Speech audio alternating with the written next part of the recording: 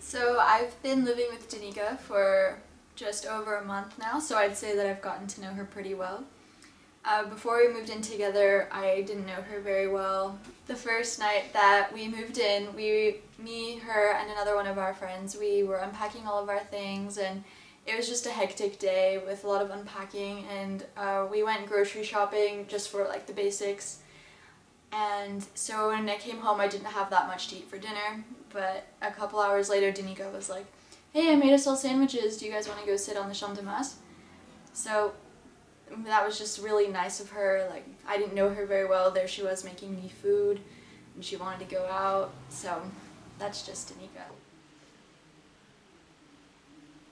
It's spelled like kind of like how Danica sounds, and so for like a long period of time when I was little, my teachers always asked me, like in the beginning of the year, if I wanted to be called Danica or Danica, and I would always be like, I don't really care, like whatever you want to call me.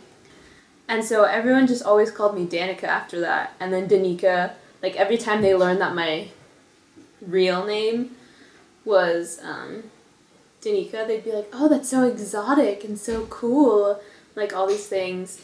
And it was always like, it took me a long time to realize it, but it was always kind of like these symbols of like my home life and like my relatives and like everything that I was embarrassed about, and then like everything that I tried to be when I was around like everyone else, I guess. Like when I came here to Paris, it was like, I think I'm just gonna start going by like my real name, I guess, just because I felt like I had finally like accepted who I was and where I came from, and I was proud of that.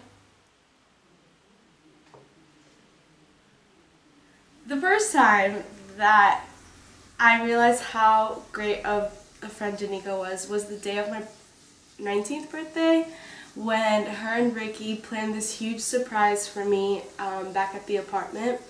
They put balloons up, they made cake, they had the idea to call my parents and have them like both talk to me at the same time, and they made that birthday super special. I haven't had more special birthday than that one, because I realized how much they like truly appreciated me and how much I appreciated them and their kindness towards me. The most important reason why I became a vegan can be kind of related to my first time that I saw my grandma. I went to go visit my grandma in Mexico, and she has her own farm, and everything that she eats is made by her, or she knows exactly where it comes from. And she's about almost 90 years old, and she still gets up every morning at the crack of dawn and starts her day and like feeds her turkeys and goes out, like says hi to her neighbors and like walks around, and she just goes through her days like that, where everything she does is like self-sufficient. She knows where all her food comes from, and a lot of the times she is there from like the process where she literally rips corn or whatever out of the ground, and then to the time that she cooks it and eats it. And to me, that's kind of the ideal state. Because of the fact that I became a vegan, a lot of people think that it's limiting, but it actually opened me up to a lot of different, not only foods, but cultures as well.